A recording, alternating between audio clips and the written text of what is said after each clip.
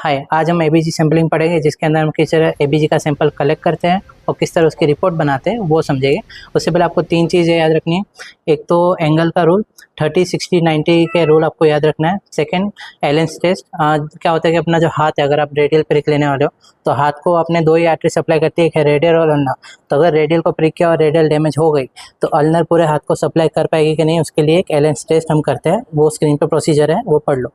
तीसरा heparin flush, अगर हम एबीजी सैंपल भेज रहे हैं या फिर उसका रिपोर्टिंग करने वाले तो इट इज़ मस्ट कि उसके अंदर बिल्कुल भी क्लॉट ना हो, क्योंकि अगर क्लॉट होगा तो अगर हम उसके अंदर जैसे ब्लड इंसर्ट करेंगे उसके कार्ड में मैं भी आपको बताऊंगा किस तरह एबीजी का रिपोर्ट बनाते हैं, तो वो कार्ड के अंदर क्लट की वजह से जो छोटी सी नली में से जो ब्लड जाने वाला था वो फंस सकता है। तो उसकी वजह से रिपोर्ट या तो वो कार्ड वेस्ट हो जाएगा या फिर रिपोर्ट गलत आएगी।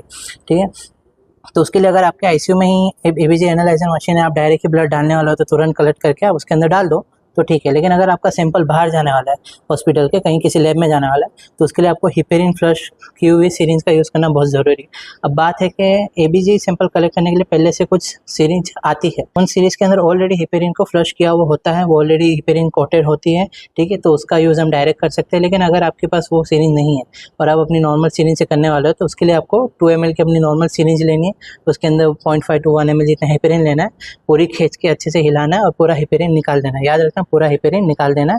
अगर अंदर हेपेरिन रह गया, 0.5 जितना भी हेपेरिन रह गया, तो आपकी रिपोर्ट में एरर आएगी। तो अब समझते हैं किस तरह एबीजी सैंपल लेते हैं। अभी जो मैं आपको वीडियो में बता रहा हूँ वो है उसमें हम फीमोरल आर्टरी में प्रिक लेने वाले हैं। सबसे पहले आपको एसेप्टिक प्रिकॉशन लेना है, उसको एरिया जो है वो अच्छे से क्लीन करना है बिटरिंग से। अब जैसे कि मैंने बताया था फेमोरल है तो अपन 90 डिग्री एंगल पे प्रिक लेंगे। या जैसे आप स्किन को थोड़ा पियर्स करें, आपको थोड़ा नेगेटिव प्रेशर बनाए रखना है। और ये आपका ब्लड आ गया। अब सैंपल कलेक्ट करने के बाद चलो इसकी रिपोर्टिंग कैसे बनाते हैं वो देखते हैं। अब ये जो मशीन आप देख रहे हो वो एबीजी का एनालाइजर मशीन है। सबसे पहले इसको ऑन करते हैं, हम इसके अंदर नाम और डिटेल्स डाल देते हैं। उसके बाद ये 3 मिनट जितना लेता है अपने आप को रेडी करने के लिए, तब तक हम सैंपल कलेक्ट कर सकते हैं। सैंपल कलेक्ट करने के बाद जैसे ये 3 मिनट खत्म हो गए, अपने पास 7 to 8 मिनट्स तक का इंजेक्ट टाइम रहता है।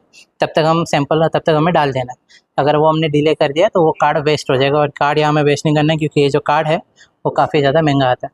तो ब्लड इंजेक्ट बहुत सही से करना है। ब्लड इंजेक्ट करते हुए हमें ध्यान रखना है कि सिरिंज के अंदर कोई भी टाइप का बबल ना रहे, उसकी वजह से रिपोर्ट में एरर आ सकती है। जैसे ही हम इसके अंदर ब्लड पुश करेंगे ये अंदर की एक चिप के थ्रू पास होगा। वो बहुत छोटी सी नली है, इसके अंदर क्लॉट बिल्कुल भी नहीं होना चाहिए। इसलिए जनरली जो आपका सैंपल होता है और वो आपके हॉस्पिटल के बाहर जाता है तो उसको हम हेपेरिन वॉश दे के भेजते हैं ताकि वो क्लॉट ना हो।